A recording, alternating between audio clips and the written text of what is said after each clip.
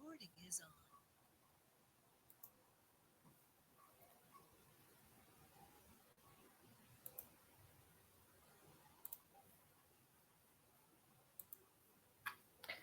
Bom, vamos retomar algumas coisas então, né? A gente estava falando sobre formação do território brasileiro nas nossas últimas aulas. A gente falou sobre como que foi a chegada dos portugueses aqui, né, dos colonizadores, qual foi o impacto disso nos povos nativos que viviam aqui no Brasil. Depois a gente falou um pouco sobre como foi a vinda dos povos africanos que vieram, né, trazidos como escravos para o Brasil e como que isso também impulsionou vários aspectos da nossa sociedade, inclusive a queda da monarquia e a formação da República Brasileira, né? Que é de onde a gente parte hoje. Por quê?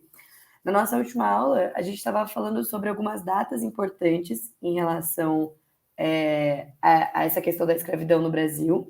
E aí, no finalzinho, a gente estava falando sobre a questão da Lei Áurea, né? Então, em 1888, quando tem a assinatura, né, da Lei Áurea e, teoricamente, né, acabam com a escravidão no Brasil, sendo o Brasil, né, o último país do Ocidente a acabar com a escravidão.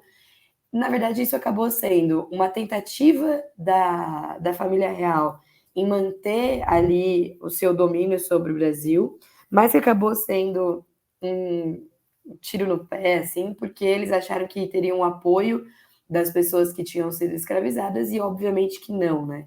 E ao mesmo tempo não tiveram o apoio dessas pessoas, como também não tiveram o apoio da galera que tinha grana, né, dos fazendeiros, que perderam aí a sua mão de obra. Então, eles agora tinham que pagar para trabalhadores. Na maioria, né, os trabalhadores que estavam chegando eram os colonos, eram os imigrantes que estavam vindo para o Brasil. Então, isso fez com que no ano seguinte o Brasil proclamasse a República. Então, 1888, o Brasil acaba com a escravidão. 1889 dá início ao período de República do Brasil. E aí é a partir desse momento que a gente começa a falar hoje. Então, a primeira coisa é pensar como que é a nossa estrutura, né? O Brasil é uma república federativa. O que significa uma república? É uma estrutura de governo que tem uma representação partidária e tem um objetivo democrático. Isso é importante da gente falar nos dias de hoje, porque parece óbvio, mas às vezes não é, né, para algumas pessoas, principalmente para quem está no poder. E aí, o que significa, então, essa federação, essa república federativa?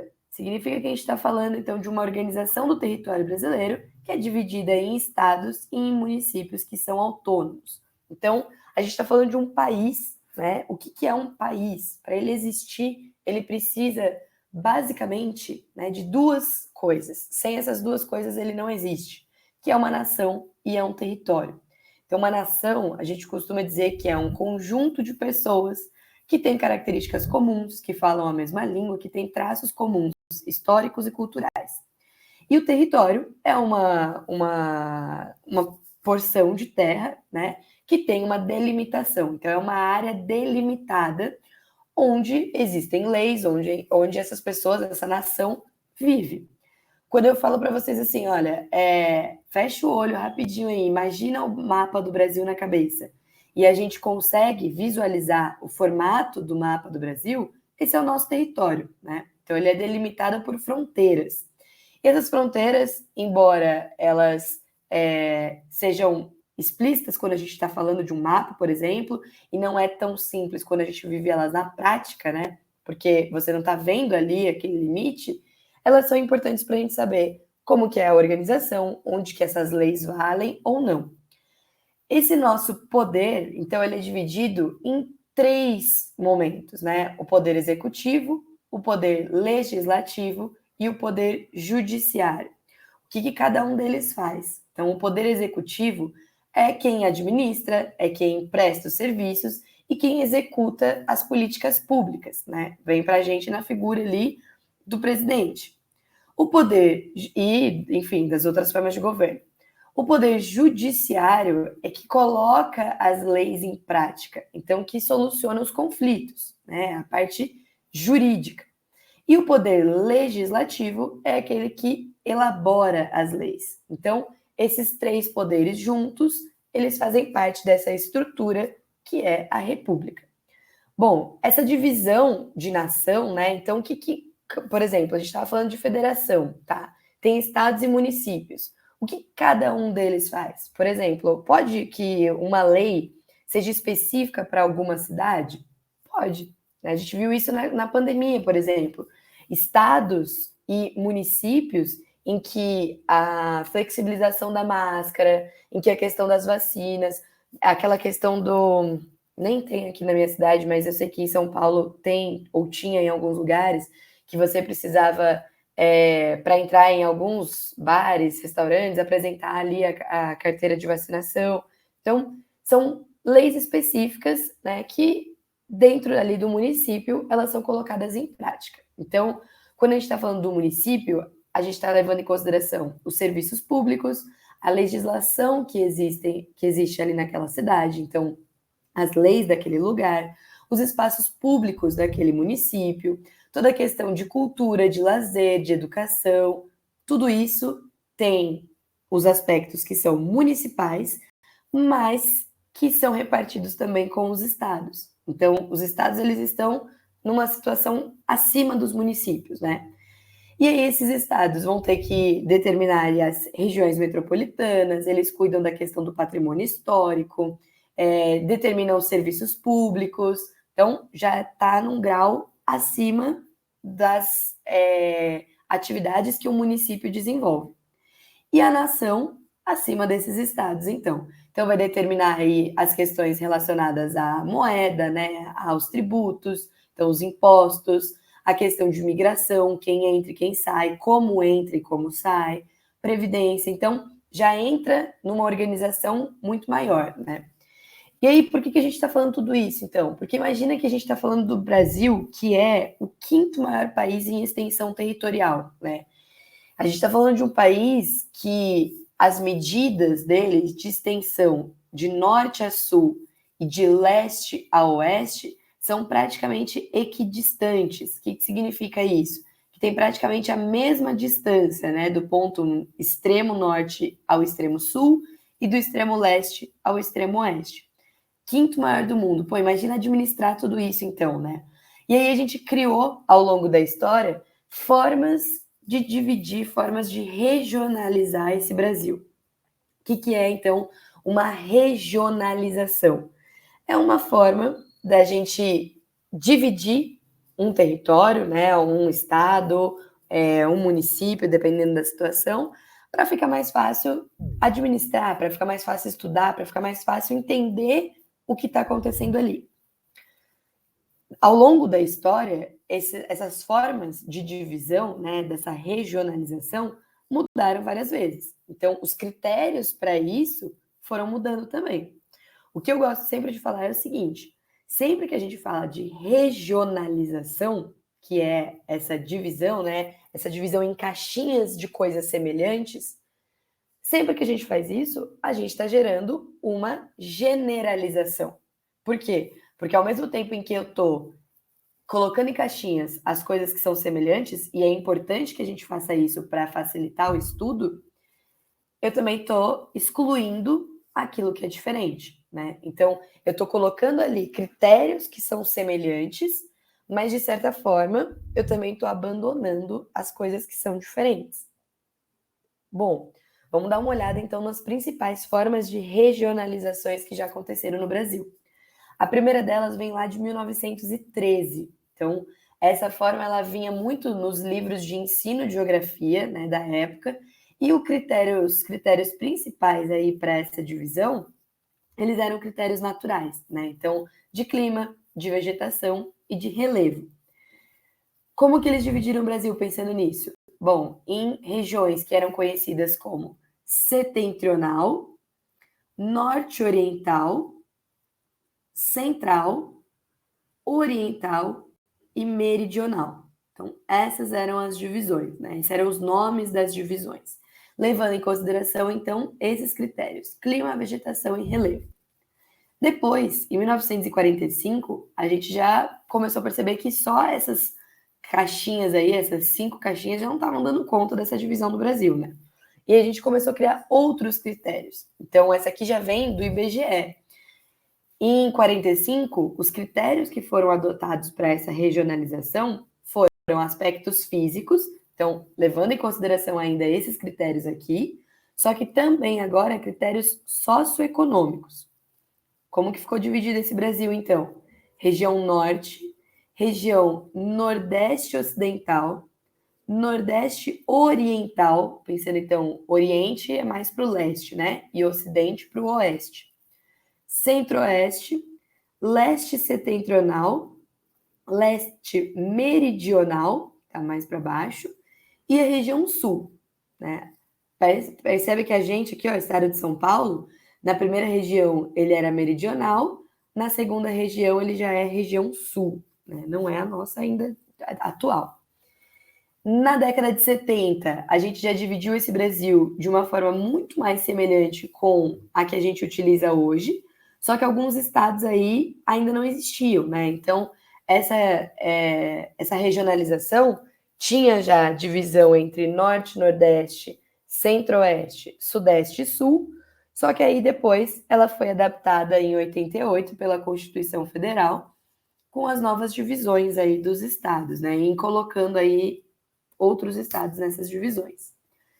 As mais importantes para a gente, vamos pensar aqui, ó, a do IBGE é a que a gente usa, né? Então, essa divisão em Norte, Nordeste, Centro-Oeste, Sudeste e Sul, e essas duas aqui. Então, a de 1967, que é a do Pedro Geiger, o que ele fez? Ele dividiu o Brasil de acordo com outros critérios, que não foram os que estavam sendo utilizados até então, que eram critérios geoeconômicos. Ele não levou em consideração a linha, né, de limite aqui dos estados. Então, ó, percebam que ele não leva em consideração a divisão dos estados. Por quê? Porque se ele está levando em consideração uma divisão econômica, não significa que só porque trocou de estado que a situação ele mudou, né? Então, por isso que não respeita o limite dos estados. E aí ele dividiu esse Brasil em 3. Então, ele criou um complexo regional da Amazônia, um complexo regional do Nordeste e um complexo regional Centro-Sul. Então, critério econômico, tá? Isso lá em 67, né? Claro que hoje em dia, se a gente fosse falar dessa divisão, muita coisa já mudou, porque a economia brasileira de lá para cá também mudou. Em 2001, o Milton Santos criou uma outra divisão, né? Ele e a Maria Laura Silveira criaram o que a gente chama de 4 Brasis. Os aspectos são também econômicos, né, junto com os do Pedro Geiger ali, mas eles também levam em consideração o meio geográfico e aspectos sociais. Então, é meio que uma atualização, entre aspas, dessa divisão aí do Pedro Geiger. Como que ficou dividido, então? Amazônia, região Centro-Oeste, que é esse miolo aqui, que é bem semelhante com a nossa região Centro-Oeste de hoje, mas acrescenta o Tocantins. Região Concentrada, que é essa onde nós estamos, que pega a região Sul e Sudeste do IBGE, e a região Nordeste, né? Então, essa divisão dos 4 Brasis.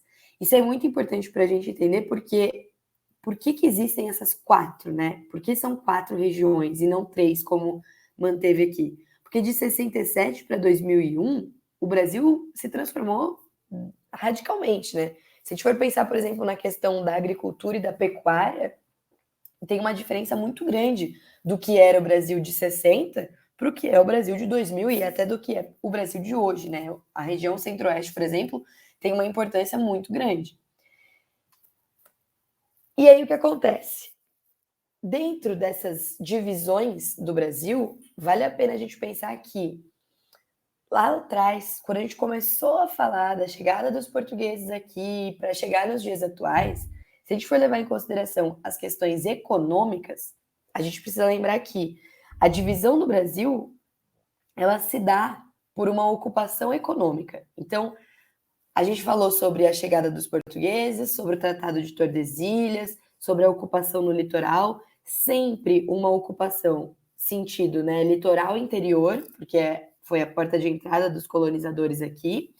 E aí, nesse sentido, é importante a gente pensar que a ocupação do território brasileiro tem a ver com as atividades econômicas que eram desenvolvidas na época. Então, se a gente for dividir por séculos, a gente precisa voltar nessa condição aqui, ó.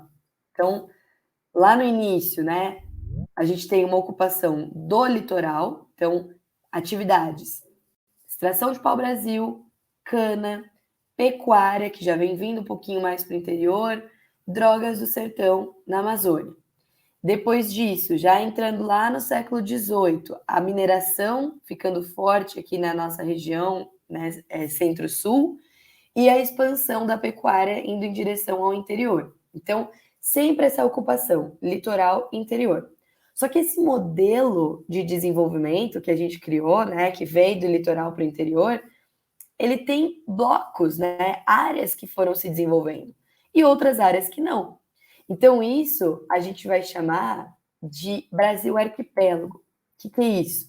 A gente tem centros de desenvolvimento econômico, isso começa lá no período colonial, lá com a extração do pau-brasil no litoral, com a cana no litoral, e chega até o século, chega até o século XIX. Então, esse processo fez com que a nossa mecanização, ela é uma mecanização incompleta, e o processo de desenvolvimento, de ocupação do nosso território é em ilhas, né? A gente tem áreas de desenvolvimento, mas esse país, ele não se integra, ele não se conecta. Muito por conta do modelo que foi trazido pelos colonizadores, né? Então a gente conta a história, a gente vive a história de um país que foi colonizado. E a gente carrega as características disso até hoje. Então, por exemplo, o modelo de agricultura que veio lá com a cana-de-açúcar, né? Que é esse modelo do plantation, que a gente vai falar nas nossas próximas aulas, que é um modelo que planta uma coisa só, então é uma monocultura, que usa uma mão de obra escrava e que exporta o que é produzido aqui para a Europa, pô, esse modelo continua até hoje. A gente só foi substituindo algumas coisas. Então, continua sendo uma monocultura? Continua. A gente trocou cana por soja. Mão de obra escrava? Tá, não é uma mão de obra escrava como era antigamente, mas a gente tem casos de trabalho análogo à escravidão, as pessoas que são escravas por dívida, né? No campo, isso infelizmente ainda é muito comum no Brasil. A gente tem denúncias atuais, né, 2022, de trabalhadores que foram resgatados de trabalho escravo. Então, a gente não mudou essa forma de trabalho, né? E continua exportando. Então, o nosso modelo agrário no Brasil, ele ainda se mantém na estrutura que veio lá do período colonial. A mineração, né, principalmente do ouro e a pecuária, foram as atividades econômicas que permitiram essa saída ali do litoral e vindo um pouco para o interior do Brasil. Só que em áreas que eram específicas, né? Então, a questão da mineração não foi no Brasil todo, a gente tinha algo pontual aqui. A pecuária, mesma coisa, saiu ali do litoral e foi um pouquinho para dentro, mas sempre naquelas áreas específicas. Por isso a ideia, então, de um Brasil arquipélago. A nossa economia, ela não foi desenvolvida da mesma maneira em todos os lugares do Brasil. Ela tinha focos de desenvolvimento. Bom, e aí a gente chega no século XIX com o auge aí do café, né? Então, vamos relembrar. Pau-brasil, cana, pecuária, drogas do sertão, algodão, mineração, pô, acabou o ouro, né? Exploramos tudo que tinha. Entra, então, a importância do café na nossa economia, chegando lá no século XIX. Esse café, ele se adaptou muito bem à região sudeste, né? Principalmente essa região aqui de São Paulo, né? Que é o oeste paulista. No início, ficou muito forte também nessa região do Rio de Janeiro. Só que por uma questão de clima e de solo, a gente teve um café muito mais forte e até por conta das fazendas, né, da extensão territorial aqui da região de São Paulo do que do Rio. Então, se intensificou muito mais nessa região aqui. Inclusive, se um dia vocês tiverem a oportunidade de visitar a cidade de Santos, recomendo fortemente que vocês visitem o Museu do Café. Ele fica na área ali histórica de Santos, é sensacional. dá para acompanhar toda essa trajetória, né, da importância do café no Brasil, como que isso foi moldando a economia brasileira, como que as famílias que eram importantes, né, os fazendeiros importantes, foram dominando aquela economia, como que isso impactou em infraestrutura, então a questão das ferrovias, então isso vinha do interior paulista e precisava chegar lá no Porto de Santos para ser exportado, né? Para isso precisava de um sistema de transporte. Como que essa mão de obra, que naquela época, né, pô, século XIX, tá? Então não era mais uma mão de obra escrava, mas será que não era mesmo? Né? Como será que era essa relação? Como foi a chegada dos colonos aqui também? Então, tudo isso é muito legal de acompanhar no Museu do Café de Santos e vale muito a pena conhecer a região também, porque todo o prédio, toda ali a rua onde está o museu, ela é bem histórica, né? Então, guarda toda a estrutura daquele momento, que é algo que o Milton Santos vai chamar de rugosidade. Então, você está numa área de uma cidade aí, 2022, você tem prédios extremamente modernos de um lado, e do outro lado você tem prédios que remontam a esses períodos históricos, convivendo ali ao mesmo tempo. Então, isso são rugosidades do espaço, né? Bom, o que acontece com o café? Né? Ele começa a traçar uma integração nacional, começa a traçar essa integração do território brasileiro, só que dando um destaque grande para São Paulo. Né? Então, começa a se conectar algumas áreas por conta da expansão das redes, então, das ferrovias, dos portos, dos telégrafos, né? Inaugurando aí o sistema de comunicação. Só que, claro, isso a gente precisa sempre lembrar que se hoje em dia, quando a gente fala de Brasil e vai analisar situações diferentes, a gente tem diversos Brasis, imagina isso lá no século XIX, no século XX, né? Então, por exemplo, essa questão das ferrovias, a questão da comunicação, quando a gente fala da região sudeste e principalmente desse eixo de São Paulo, é o ápice do desenvolvimento. Agora, vamos sair daqui e vamos pensar na região norte, por exemplo. Será que toda essa expansão das redes, né, toda essa conexão já existia? Não. Se hoje não é assim, só um parênteses sobre isso, eu estava escutando um podcast lá, o Podpah, com o Lázaro Ramos, né, falando sobre o lançamento do filme dele, que inclusive lançou, eu acho que eu comentei com vocês na última aula. Recomendo fortemente que vocês assistam o filme Medida Provisória. Incrível. Assim, é difícil colocar em palavras quão sensacional é esse filme. E ele estava falando sobre a questão do cinema, né? Tipo, das salas de cinema no Brasil. Porque o filme foi lançado numa semana em que lançaram outros 2 filmes grandes aí, internacionais, e aí poucos cinemas colocaram, né, o filme em cartaz. Aqui em Jundiaí, por exemplo, onde eu moro, tem um cinema que está passando e tem uma sala, 2 horários só. E aí você pega cidades como São Paulo, por exemplo, você tem muitos cinemas passando. Só que se você sai desse eixo do Sudeste e vai para outras regiões do Brasil, cara, às vezes você tem a capital do estado passando, e olhe lá. Né? E aí ele estava falando que no Brasil, se a gente somar todas as salas de cinema que existem hoje, dá a mesma quantidade, praticamente, de salas de cinema que existe no estado de Nova York. Cara, é comparar um país inteiro com um estado americano, né, norte-americano. É surreal isso.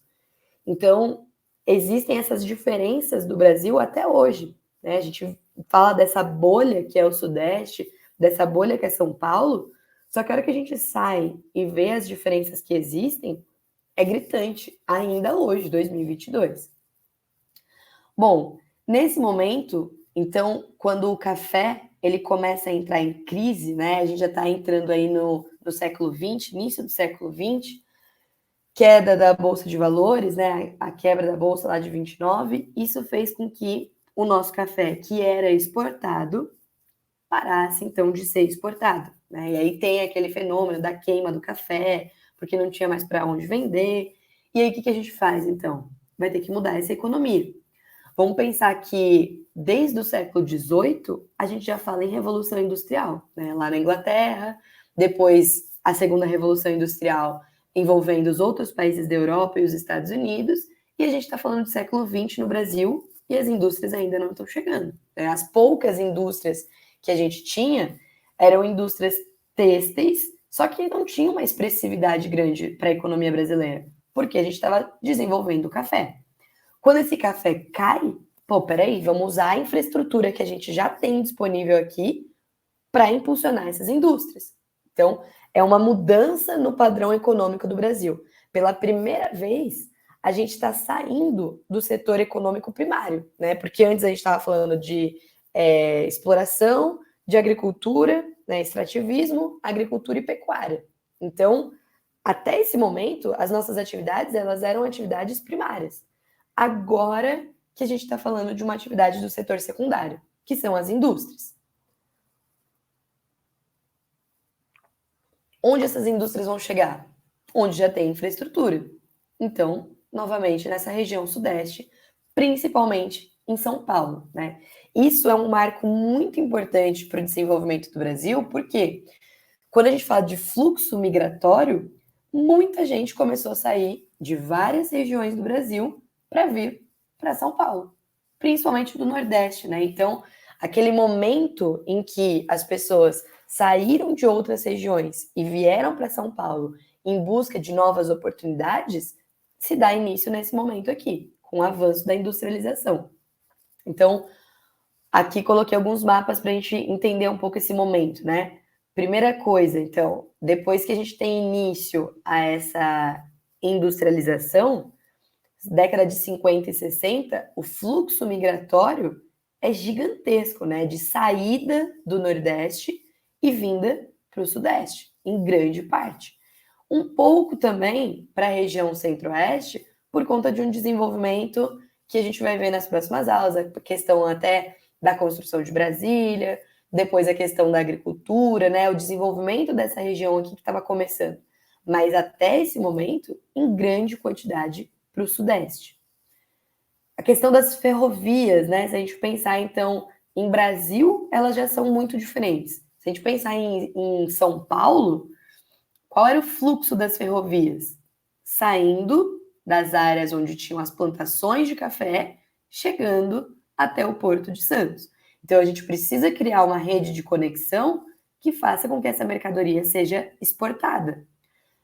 Problema do Brasil atual, né? A gente tinha todo o potencial absurdo para desenvolver essa rede de transporte.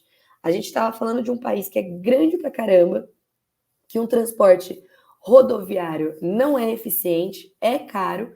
A gente tinha estrutura para o transporte ferroviário e a gente abandonou, né? A gente substituiu ele pelas rodovias. Por que a gente fez isso? Foi um puto interesse da época, né? Não foi sem querer. Isso foi algo pensado para acontecer dessa forma. Porque a gente não está falando da indústria. Então, pô, a indústria automobilística está crescendo nesse momento. Eu preciso criar um cenário onde eu possa vender carros. Se as pessoas entenderem que andar de trem, andar de metrô é melhor do que andar de carro, por que elas vão comprar um carro? Eu preciso criar um cenário em que elas entendam que ter um carro é bom. E aí a gente corta para dias atuais, crise de combustível, né? A questão, quando a gente teve lá em 2018, se eu não me engano, da greve dos caminhoneiros. Por que isso tem um impacto tão grande? Porque a gente usa somente um modelo de transporte. Agora, um país como o nosso não tem como depender só de um meio de transporte. A gente precisa conectar tipos de transporte diferentes.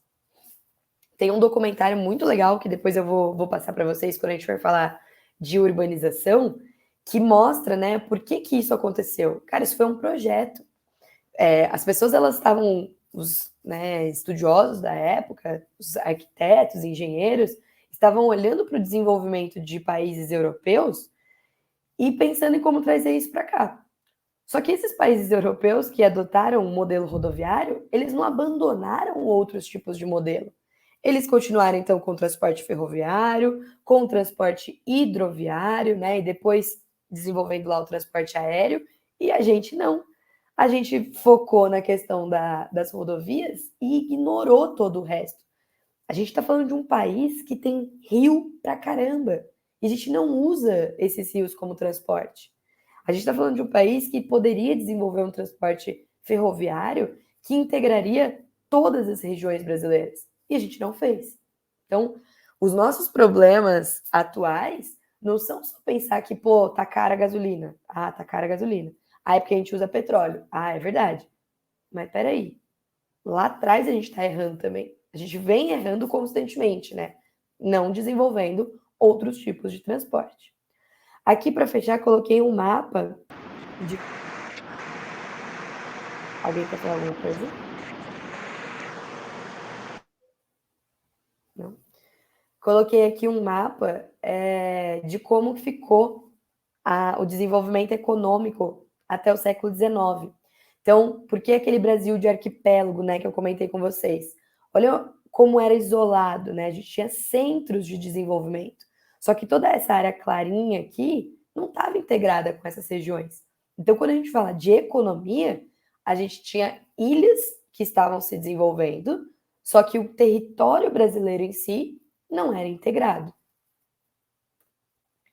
E aí, século XX, né? Como que é esse Brasil do século XX? Ele é um Brasil de fábricas, né? Agora que estão chegando essas fábricas aqui, com isso, a expansão dessas rodovias, então, tem uma fotinho aqui de São Paulo nesse período, né? No início aí do século XX, isso faz com que a gente tenha uma concentração econômica e espacial, então começa a ser um desenvolvimento concentrado, né? Começa não, sempre foi. Só que a gente foca agora numa região só, que é a região sudeste.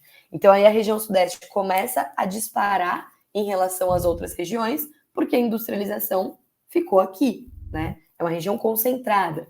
E aí você começa a ter um aumento das desigualdades. A gente falou nas nossas últimas aulas sobre a questão do fim da escravidão e como não existiu, né, em nenhum momento, a inserção das pessoas na sociedade. Tanto pensando na questão de trabalho, quanto na questão da moradia. E aí, a hora que as pessoas, a gente envolve nisso, né, um êxodo rural, as pessoas saem do campo e começam a vir para a cidade, porque agora trabalhar na indústria é o que dá dinheiro, entre aspas, né?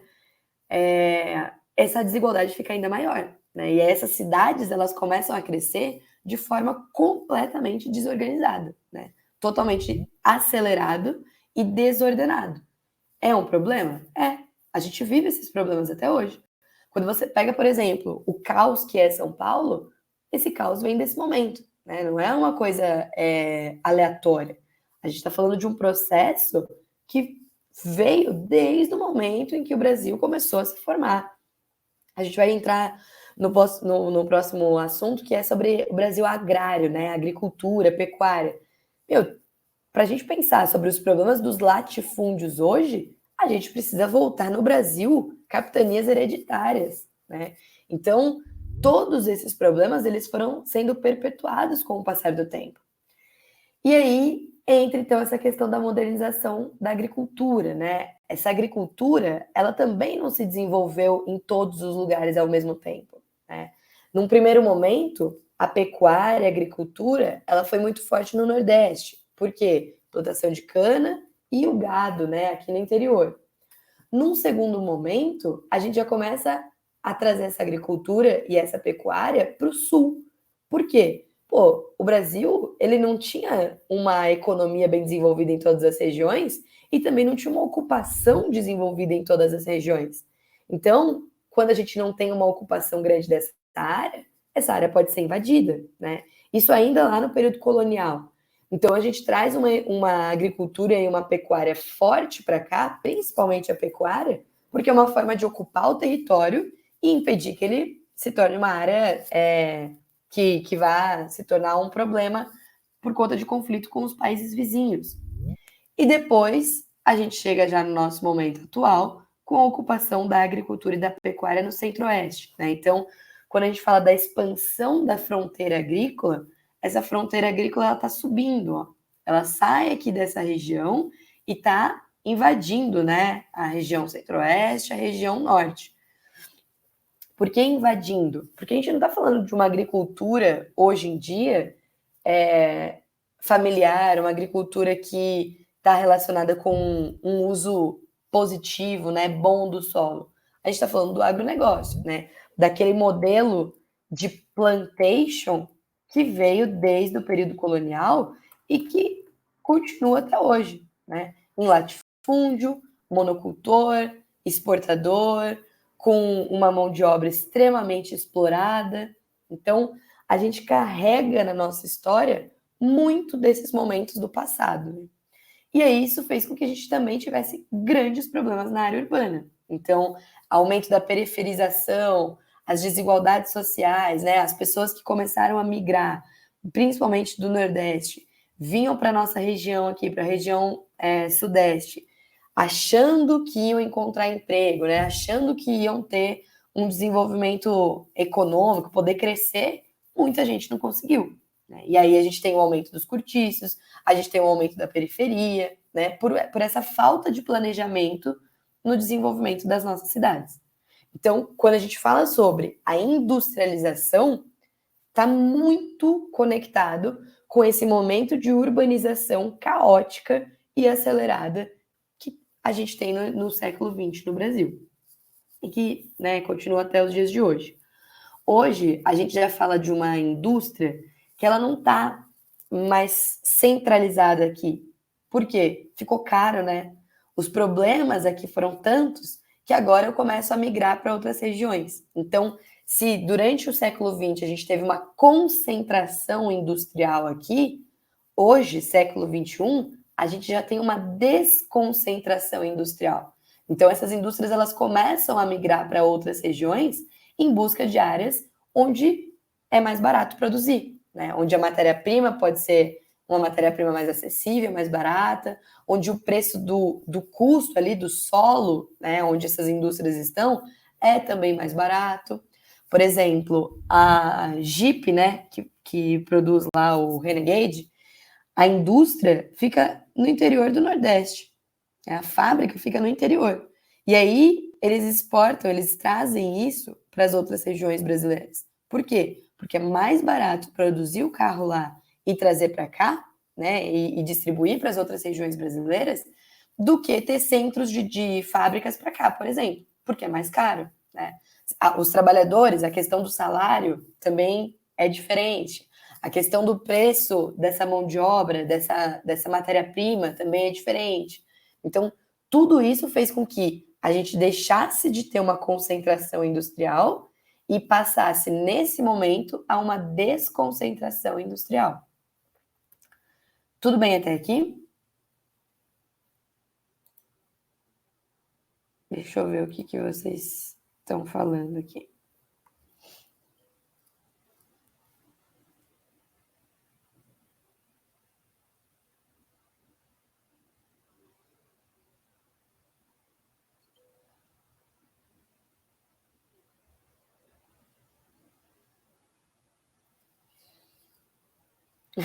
Que preguiça do Brasil. É tipo isso. O documentário, eu sou ansiosa, já vou passar para vocês o link do documentário, que fala um pouco sobre essa questão da urbanização de São Paulo, né? Eu não sei se sou eu que vou dar a urbanização ou se é o Iago, mas com certeza, ou eu ou ele, vamos colocar esse documentário para vocês. E, enfim, assistam, que vale muito a pena. Tem acho que 25 minutos e ele é muito bom, tipo, sabe, a mente faz para entender essa questão dos transportes, de por que São Paulo tem os problemas que tem hoje, né? Isso não foi sem querer, isso foi uma escolha de quem? Da elite paulistana, né? Nesse olhar de tentar se comparar com os países europeus, com os países que estavam no auge, a gente trouxe para cá um modelo que não cabia para gente. Deixa eu só achar aqui e já mando para vocês.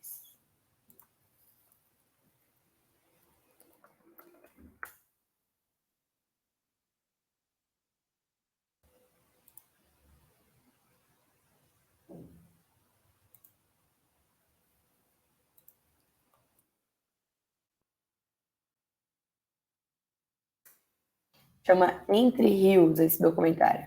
É muito legal, até para a gente pensar. Isso mesmo, Gabi. Para a gente pensar. Cadê os rios de São Paulo, né? Porque a gente fala do Tietê, a gente fala do Pinheiros, mas, cara, Tamanduateí é um dos mais importantes e ele sumiu, né? Ele deixou de existir. Por quê? Por conta desse modelo que foi instaurado na época.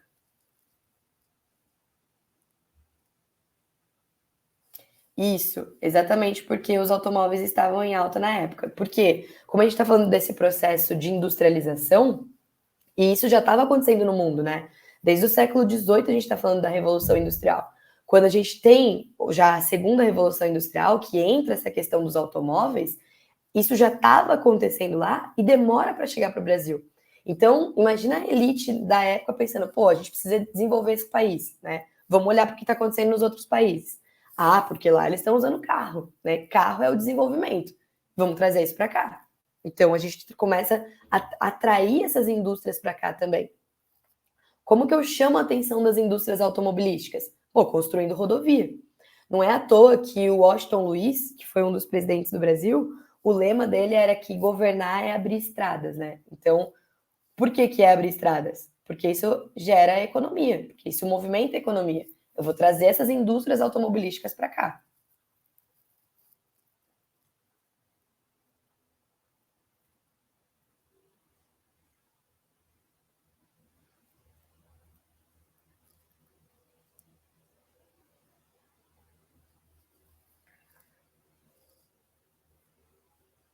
Dúvidas,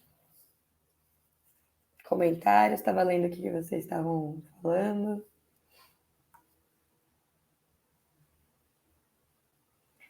Disso tudo que a gente falou, né? A gente falou de muita coisa nessas 3 aulas. Tem blocos, né? Então a gente estava falando sobre a questão indígena, sobre a questão do negro no Brasil, depois a gente falou sobre essa questão econômica.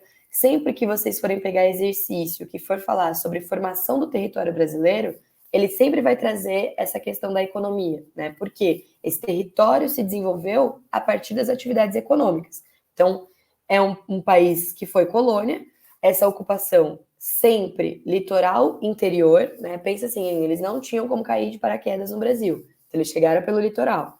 Portanto, as atividades econômicas, sentido litoral interior. Né? Exploração, agricultura, né? Exploração do pau-brasil, agricultura, pecuária, mineração e só no século XIX a industrialização. Então, a nossa economia, por que a gente é um Brasil agrário exportador até hoje? Porque ao longo da nossa história, o que a gente ofereceu para o mundo? Isso, né? As atividades que a gente desenvolveu aqui sempre foram atividades primárias e continuam sendo até hoje. Então, as nossas indústrias, elas não são fortes. Né? Existem momentos em que elas ficam mais fortes, e aí, quando eu estou falando isso, estou falando de indústria brasileira mesmo, mas hoje em dia não é mais. Né? E isso também é uma construção, viu? Quando a gente fala sobre a questão do preço da gasolina, por exemplo, e aí muitas pessoas vão falar, porque a Petrobras, né, uma indústria estatal, então aí que está o problema, porque tem que privatizar. Meu, não é à toa que isso acontece. Né? Colocar o preço da gasolina alto e a gente pagar por isso, esse dinheiro está indo para o bolso de alguém. Né? Quem são essas pessoas? Porque mesmo sendo uma empresa estatal, tem gente governando ali. Qual é o interesse de mostrar para a população, né, de convencer a população de que essa empresa estatal não está funcionando? Vende? Porque se vender, resolve os problemas, né? Uhum. Só que esse dono é um dono que vai vir de fora. E aí, não interessa a população, não interessa como que a gente reverte essa exploração, por exemplo, para o PIB brasileiro, não interessa mais nada, porque aí uma empresa de capital privado, o que interessa é o lucro. Né? Então, a gente precisa ficar muito de olho, assim, nos discursos que são feitos e nas coisas que vão acontecendo no nosso dia a dia mesmo. Porque tudo tem uma intenção. Tudo tem uma intenção. Até convencer as pessoas de que as coisas não funcionam. Ah, o correio não funciona. Pô, legal. Uhum. A Mercado Livre entrega em 3 segundos, né? A Amazon, se eu fizer um pedido aqui, amanhã tá na minha casa. Verdade. Só que eu moro em São Paulo, né? no Nordeste, em várias regiões, no Norte, em várias regiões, o correio não entrega só mercadoria. Correio leva vacina, correio faz prova do Enem. Então, assim, não dá para pensar no Brasil Sudeste, porque aqui é de um jeito. Agora, nas outras regiões brasileiras, nem sempre funciona da mesma forma. E a mesma coisa, tem um interesse em mostrar por que que isso não funciona. Aí vende. Aí a gente paga por isso. É complexo. É bem complexo.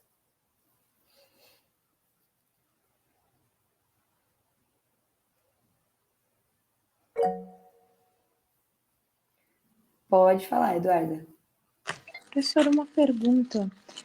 Pelo que você vê, você consegue enxergar o movimento do Brasil se inspirando em alguma economia mundial, ou a gente ainda está estagnado mesmo nisso que você falou, nesse modelo de economia focado no agro e tal, ou tem, porque às vezes sempre, né, aparecem nos noticiários e que a gente está trazendo alguma questão de fora para se inspirar aqui, teve nesse governo também falaram coisas desse tipo, mas de fato você que provavelmente tem um olho mais afinado para isso, percebeu algum tipo de intenção real do Brasil ou não?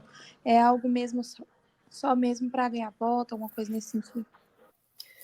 Então, a gente é um país agrário, né? O que a gente vende para o mundo, quando a gente vai olhar, por exemplo, todos os produtos que a gente exporta, a nossa exportação, ela é primária, né? Então, o que se desenvolve aqui? Agropecuária, né?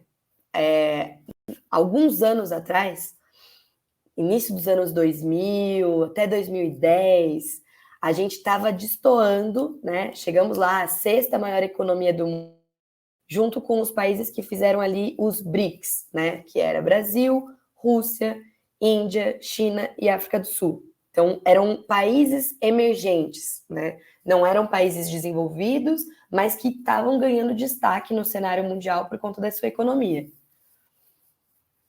Não estamos nesse momento mais. É claro que assim, a gente tem que pensar que é um cenário de crise econômica global, né? O Brasil não está sozinho nisso. Só que a gente está num cenário de crise econômica e política também. E aí, o que chama atenção? O Brasil, como um país subdesenvolvido, né? Porque é um país emergente, é subdesenvolvido, né? A gente foi uma colônia, a gente para os outros países desenvolvidos, o que a gente importa? A gente oferece coisas. O que são essas coisas? Eu gosto de falar que são os 3M. Então matéria-prima barata, disponível, mão de obra barata e mercado consumidor. Então, por exemplo, a questão da mineração. Matéria-prima. Vem aqui e explora. A Vale, por exemplo, questão lá de Mariana, de Brumadinho. A Vale já foi uma empresa estatal. Foi vendida. Aconteceu o acidente. Alguém pagou por isso? Não. Por quê? Porque as leis ambientais do Brasil não são levadas a sério. Existem, mas não acontece nada, né? Então, assim, vamos explorar. Para as empresas que estão de fora vendo isso, top pra caramba, porque eu vou explorar esse território e, assim, se der algum BO, problema deles, né? Como o que aconteceu aqui. Rio Doce já era. Ninguém pagou por isso. Bom, mão de obra, a gente precisa trabalhar, né? E é muito mais acessível para essas empresas, é muito mais lucrativo trazer a fábrica para cá, pagar pouco para os trabalhadores aqui, do que pagar lá. Um trabalhador, por exemplo, aqui no Brasil, um operário, nos Estados Unidos, isso não existe. Porque as fábricas estão aqui. A sede está até lá, mas a fábrica está aqui. E a gente consome. Então, para essas empresas é extremamente lucrativo. Por que eu estou dizendo isso? Porque você perguntou sobre o que a gente oferece, né? A gente oferece isso. A gente oferece mão de obra barata, a gente oferece matéria-prima para caramba e a gente consome. Então, para essas empresas que estão vindo de fora, para essas multinacionais, para essas transnacionais, é lindo, porque eu posso explorar esse território. Agora, elas têm um dono, né? E sempre que tem dono, tem lucro. Então, a ideia é explorar o território. O que fica de desenvolvimento aqui? Não fica. Por que que elas são tão fortes? Eu gosto de fazer uma comparação bem boba, mas que é exatamente isso. Por exemplo, tem fábrica da Coca-Cola no Brasil? Tem, né? Inclusive aqui em Jundiaí, onde eu moro, tem fábrica da Coca-Cola. Tem fábrica do Dolly nos Estados Unidos? Não. Ah, o Dolly é tosco. Tá, mas não tem fábrica do Dolly lá. Por quê? Porque eles entendem esse movimento. Eles sabem que eles estão fazendo uma exploração. Então é óbvio que eles não vão permitir isso lá também. Porque eles estão dominando essa categoria, né? Eles estão dominando esse cenário. Faz sentido isso? Faz muito sentido.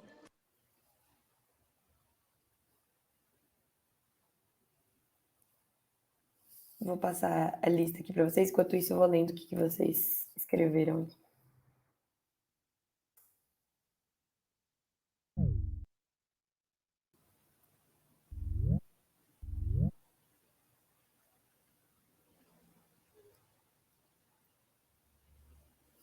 Isso, exatamente essa questão da Eletropaulo, exatamente isso. E aí, o que eu acho engraçado na justificativa da galera que fala das privatizações, né, é tipo, mas aí depois você vai criar concorrência. Aqui, concorrência.